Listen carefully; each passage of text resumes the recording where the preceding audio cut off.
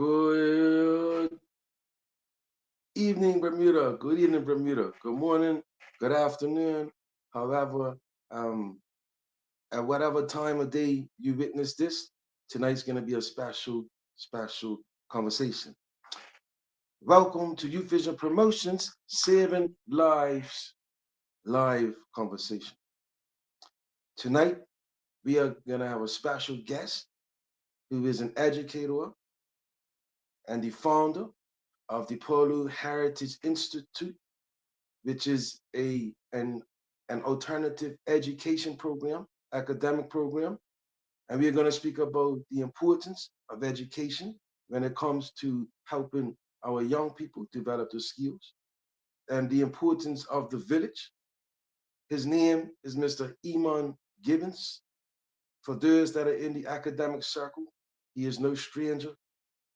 He is no stranger to working with young people. He is no stranger to understanding young people. He is no stranger when it comes to academics. He is no stranger when it comes to understanding the importance of academics in our young people's lives. He is no stranger when it comes to the importance of the village. And so tonight we're going to have a conversation about the importance of education when it comes to that part of the development of our young people.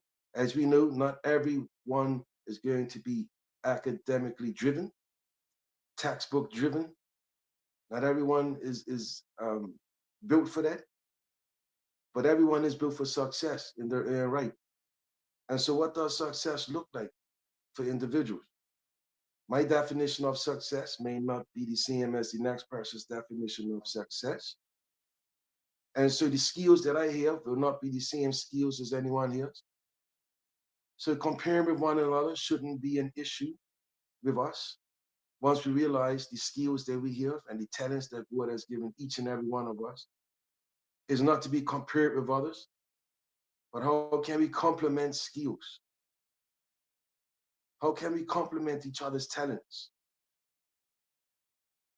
Well, it takes the village to help us nurture our skills.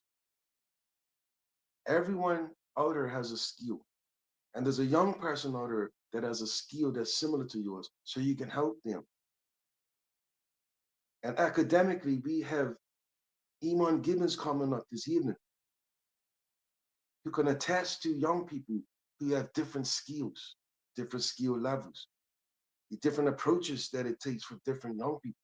Not everyone learns the same.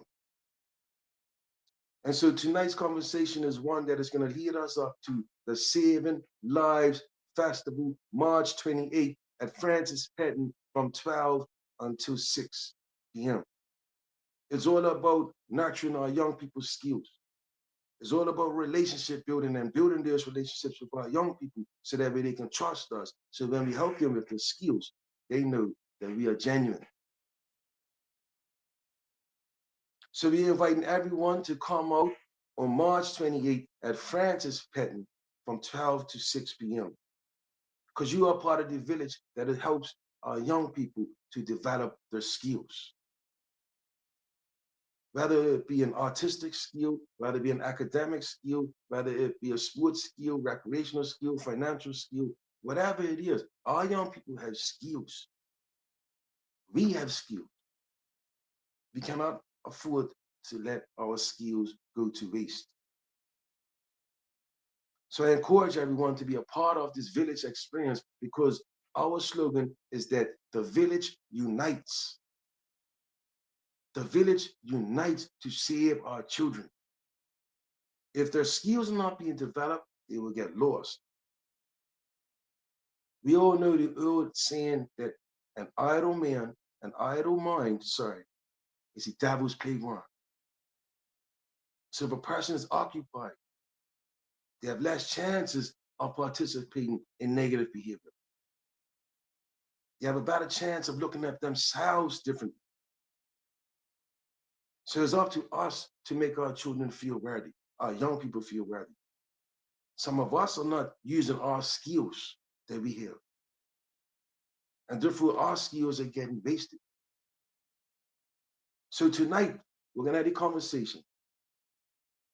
The educator, Iman Gibbons, on the importance of the village, supporting our young people with their skills development, and the importance of the role that we play. So without further ado, Cousin Iman, if you're watching now, please, would you come up and join us in the conversation and introduce yourself and the importance of education and developing our young people's skills. Bermuda, we say welcome to Seafood, as they call him at his institution. Seafood, Iman Gibbons. Welcome to the conversation, my brother. Welcome to the conversation. Give thanks, give thanks. It's good to be here, good to be participating in anything positive and anything you're supporting. I know it's going to be a good cause. So, when you called on me, I ready, you know what I mean? So I've been in education for the last on and off 30 years, whether it's me studying or developing this idea. So this program here has been 30 years in the making. And so just recently, the last 5 years, I'm actually had the demand to meet up with the vision, right? Because the vision was already there. I already envisioned a program that would support our young people in a way that they're free from these boxes that we put on them. Like you talk about academic students or what, but I really think about it in terms of, because my training is in physiotherapy, actually. I'm an educator, but I'm also a therapist. And in that, we categorize, so there's this kinesiology or kinesthetic component of intelligence and of learn in the process of learning. So you have to be aware of students' need to move and how to integrate it into the program. So that further added to my vision, was my experience in physiotherapy and that opportunity. So I'm being able to put that all together and form Paulu Heritage Institute, which is in legacy dedicated to Paulu Camara Cafego, my mentor, who sent me to study in Cuba. And so what we built is a welcoming space that doesn't feel, you can see here in the background here, it doesn't feel like a traditional school house, right? But it is a schoolhouse. It's a home school. We are converting spaces into educational spaces, using the resources around us, not putting this steep wall in front of us in terms of a physical need for a physical space to study in. We are embracing whatever space we can get our hands on and take advantage of being in front of children now that need that face-to-face relationship building more than anything. You know what I mean? It's not so dependent on the location and the having, and it's actually better for certain minds to be less stimulated. So when they're in these big spaces with tons of students around them, and it's just a lot of action and motion, they can get overstimulated. So a small environment like this, they build stronger relationships and can work on the interpersonal skills. So we're able to challenge and tackle so many different things from this type of approach, a homeschool cooperative approach, where we empower parents to play a role in the education of their children, right? We empower parents. Our whole curriculum is based around a student center. We start from the student and build outwards, right? It's about knowledge of self and knowledge of the environment. That's why we study at 5, right? And it's like an onion. It has many layers to it. I can go on because there's a whole. What I took the time out to build was a culture around it. So that's why I take on the title Seafood, as opposed to a traditional teacher. I'm sure there's people out there. I don't remember him doing martial arts, but this is mental arts. But so we practice. I've developed this system in studying Oriental and Asian philosophy systems, health systems, particularly health systems. and ways of approaching biology and the orientation of ourselves around who we are. That focus I've been able to embed into FI as well. So it's about the study of the self and study of your environment. Once you have those tools, you can tackle any content, right? Because you're grounded. You have, you know the saying: if you don't know where you're coming from, you never know where you're going, right?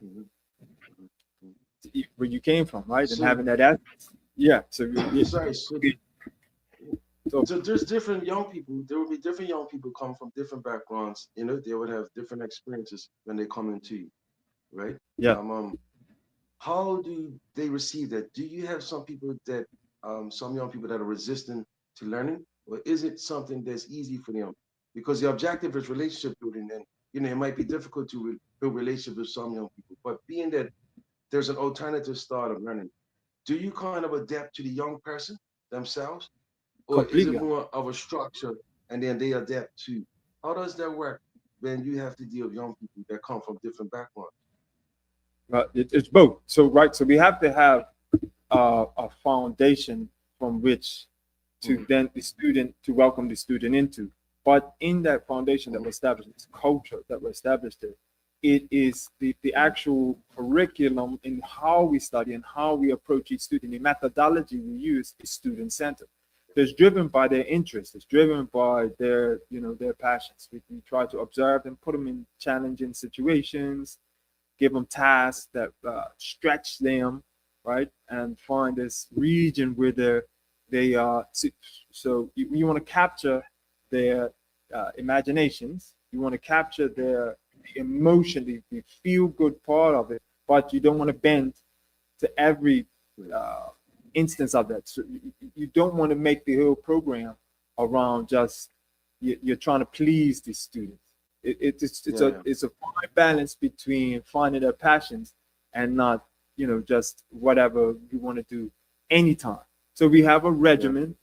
I call it a brain training regimen, and then each student we differentiate based on their level that day or for yeah. that term, their objectives for the term. So each student has their own individual learning plan. That's how we operate. Yeah, I mean, I remember I used to coach, right? I coached cricket, mentor. I mean, I was the youth director, whatever, for about 8 years down at BSB. So I found a lot of young people in that time. I must have coached a couple of hundred people, young people. And what I found was, because they all came in with so many different backgrounds, right? Different skill levels, you know. I try to use the strength of each child, right? So one child will come in and let's say they were good at martial arts or something. 'Cause we had a young person good at martial arts, right? So we try to give them like a little leadership role in warming up the others because they knew how to stretch. They knew how to, you know what I mean? Avoid injuries when they came to warming up or whatever. So we found that, using their strength and using their knowledge and their experience, and they were excited. He was excited to show the others what he was able to do.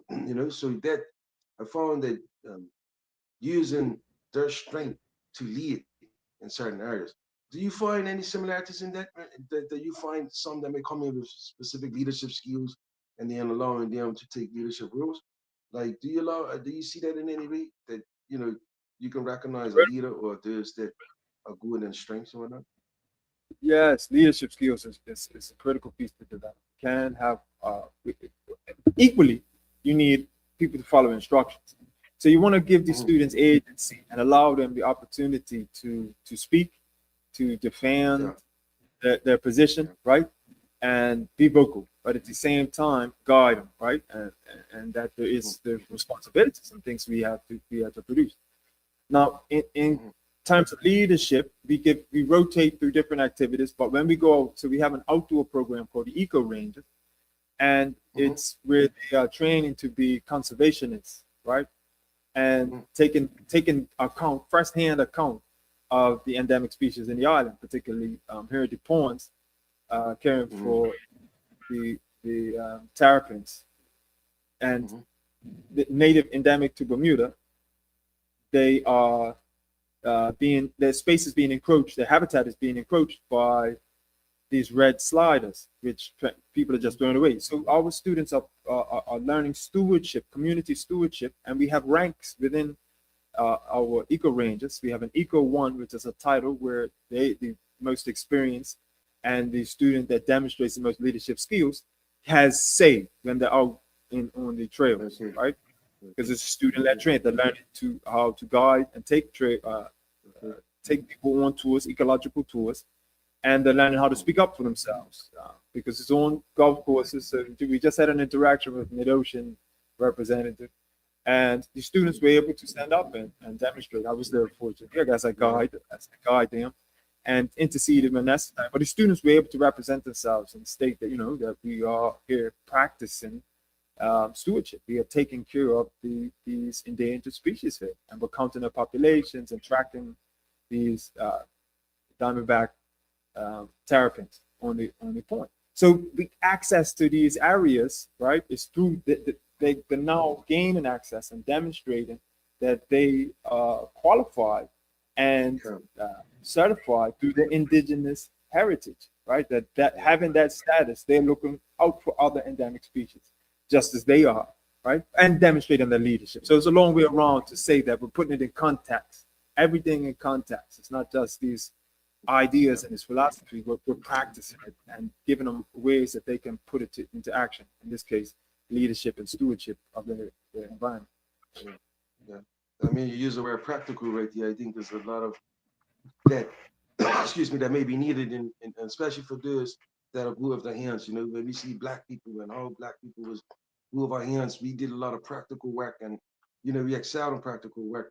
But then you had the theory side of it, and a lot of us didn't have the patience and discipline to sit on with the textbook and read from a chalkboard, and so for us, we see the young men, in particular young Black men, man, that are very practical and hands-on. Give me something to do.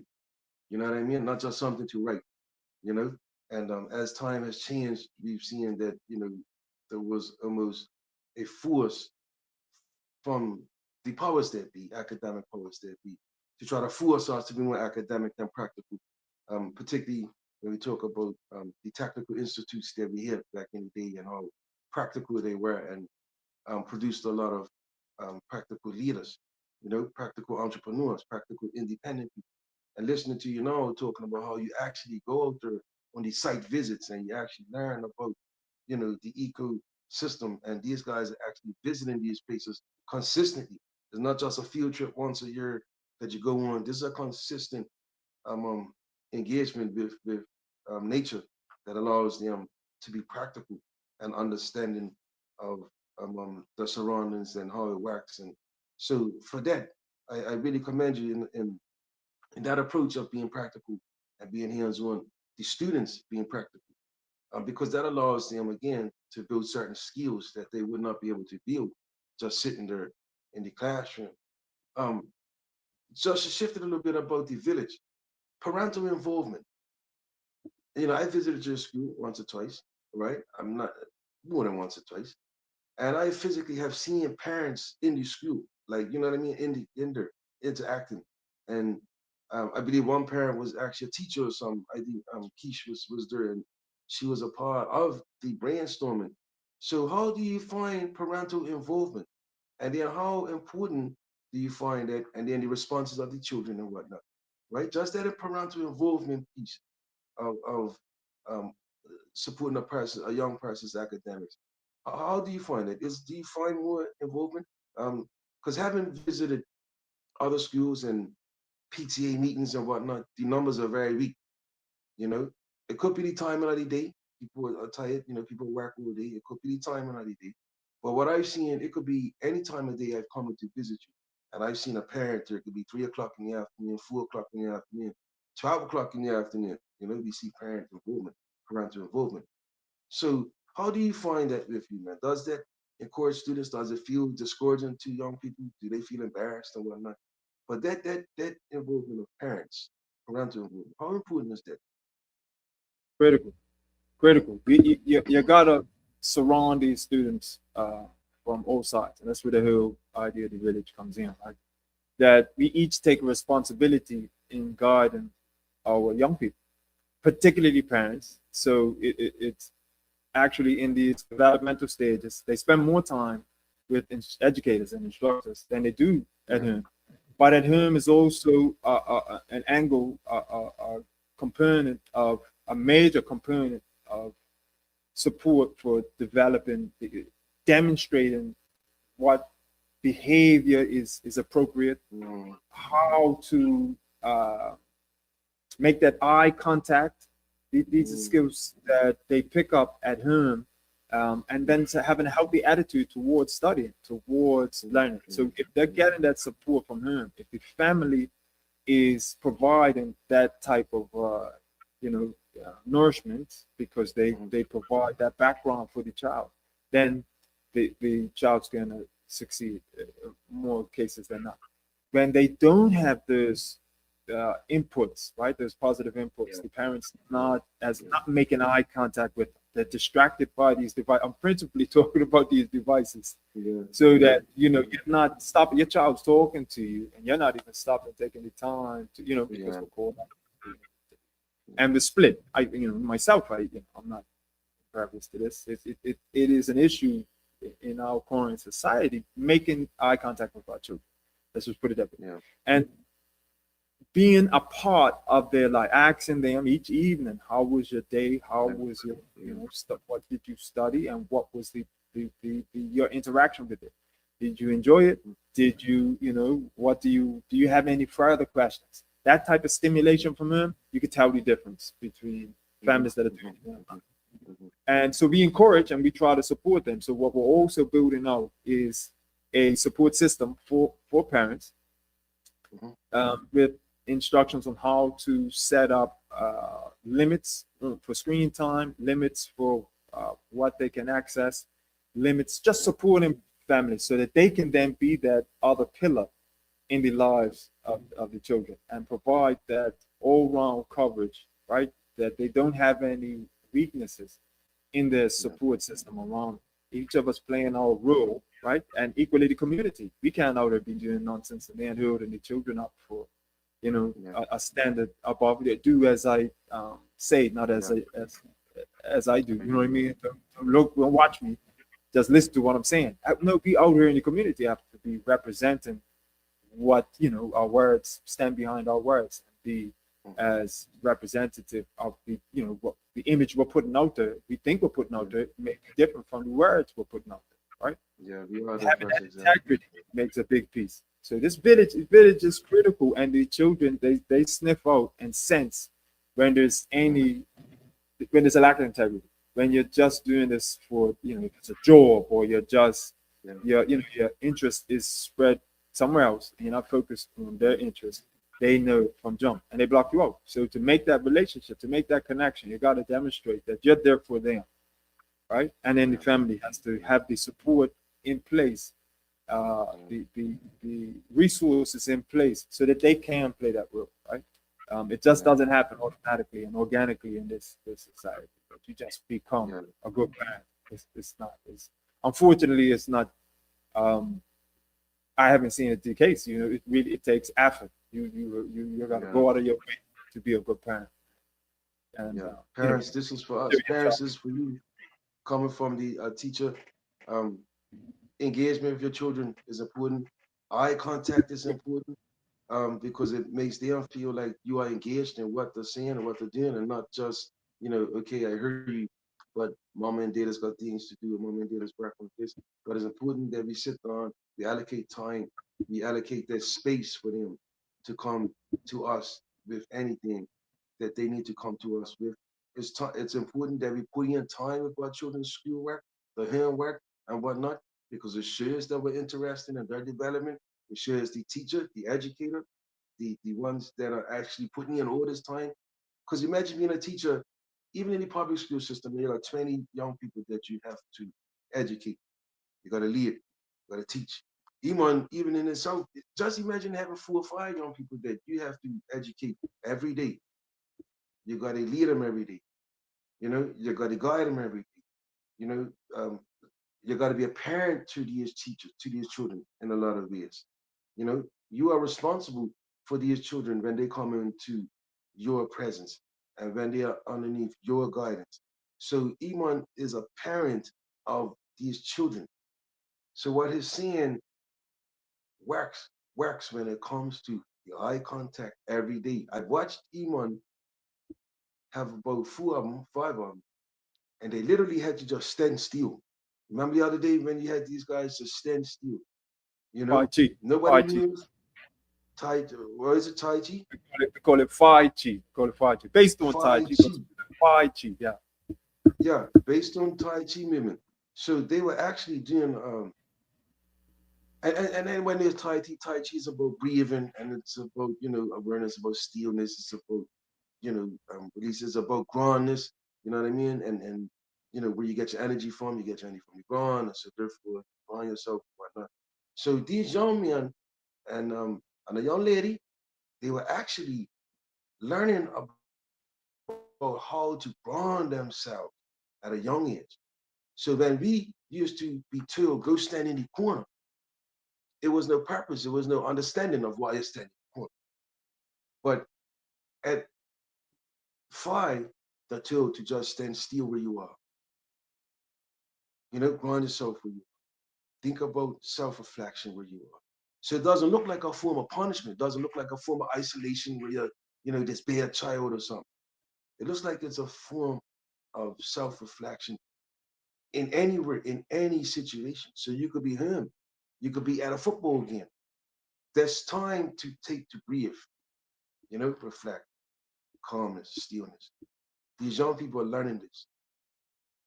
And they're learning by example because they watched Iman do it with them, So people, this is for us as parents. We are the most important person in our children's village.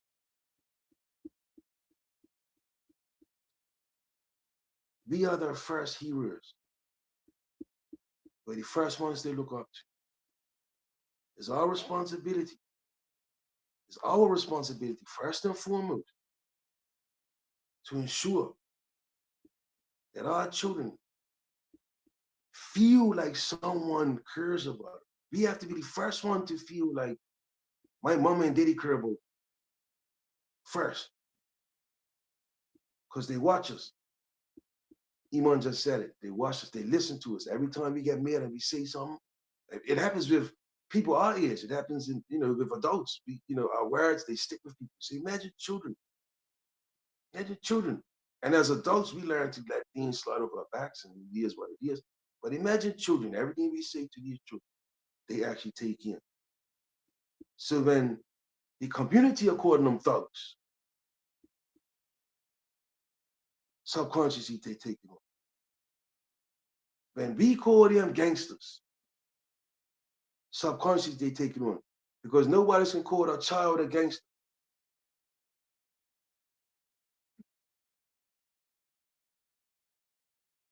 We don't dog our own children like we talk about everybody else's children and their mama and their daddy.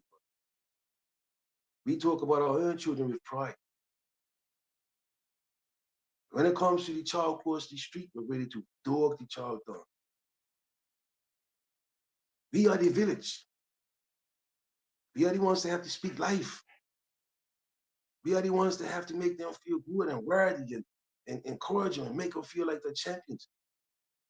Even if it's just them understanding about the lizard, listen to them as if they are scientists. Because in their mind, there are scientists that's telling you about their lizard. So we are the village that have to allow our children to grow and nurture the skills that they have. Because all this that Iman's putting into them now, once they leave his institution, once they leave his schooling, once they leave that, it has to be encouraged. Everything he's taught them has to be encouraged and it has to be nurtured. If not, it could get lost 10 years down the road, and we'll be talking about the youth man that had potential, but now look where he is. So it's up to us to nurture our young people's development and their skills. If not, we'll be talking about the potential that they had. To my brother Iman, Our half an hour is up. But I'd like for you to just encourage people to come because Iman's gonna have an exhibition store in which he can show activities and that parents can do with their children. Little things that we can do to encourage our children. It works.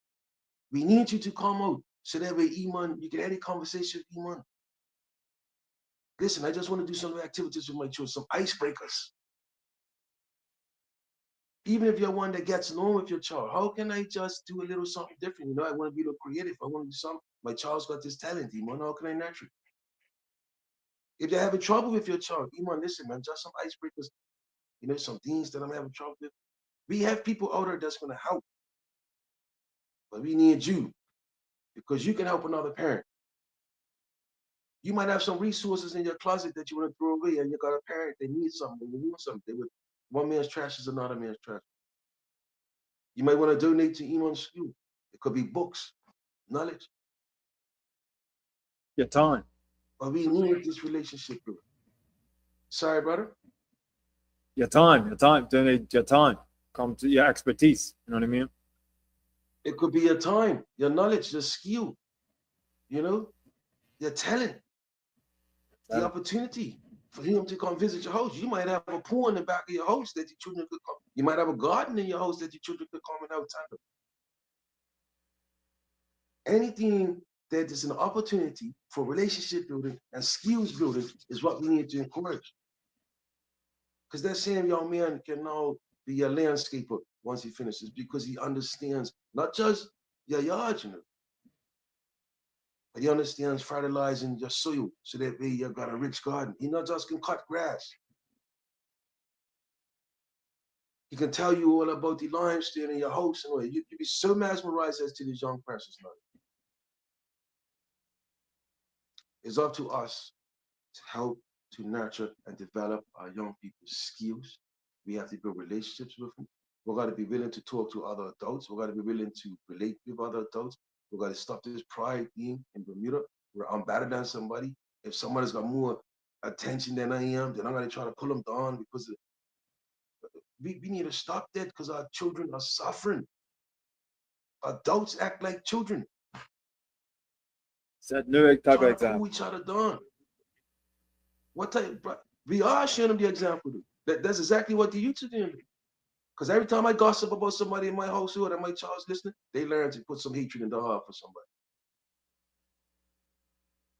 The person ain't got to have done them wrong. But because daddy don't like them, all of a sudden my child don't like them now. Because they heard daddy gossiping about it. Children disrespecting adults because adults' parents don't get along. That child ain't got nothing to do with you to his problem. So we have to be mindful of what we talk about. The skills building, the development, the relationship building. People, we look forward to doing this again. We might do this again. Iman and I might come back on her next week. We do have Renelle Darrow next week. Who is another. She is a founder of a preschool. She's worked at Youth for Sport. She worked at the community center. She's worked with at-risk young men. She's worked with parents. You know, she's worked with people that have excelled. She's worked with people that have struggled. She understands what this is like when it comes to being important. The village is important. This lady that I'm talking to next week, you all, please tune in. Please tune in so you can see the unsung heroes, the wisdom in unsung heroes. You walk across them every day, and you wouldn't even know that these people are relationship builders. They are skill builders. Iman is a skill builder. Listen to him, people, when he speaks. March 28th, Francis Patton primaries. The village unites. We have Women's Resource Center, Gina Spence program. Bermuda is love. Um, Paulu Heritage Institute. We're working on getting Mirrors program. We got the Moms Group coming up. We got Kiara's movement. We got we have other I don't want to say institutions, organizations that are ready to support parents, children, and everyone. We got the fun castles coming up to keep the young people occupied. We got entertainers who are going to showcase young people's skills. You're going to see some skillful young people at our festival. because their skills need to be promoted. You're going to see some skillful young people. Those working in the drum line, major reds, the gum bears, the young people from Paulu Heritage Institute, the young people from Emon School. Listen to these young people speak. Come out to the event, March 28th. Listen to the young people. Watch how they express themselves. I guarantee you it's going to leave an impression on your life that our young people's lives are worth saving. Any clears words, my brother?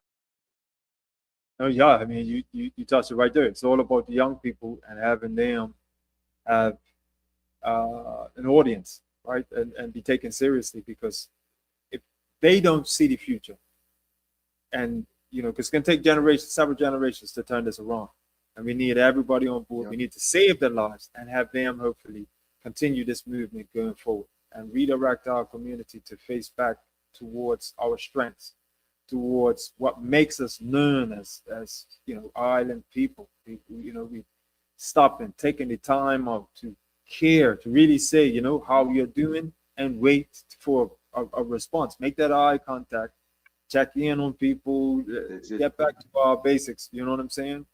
I do a lot myself, but it's only so much we can each individual do, but together we can move mountains.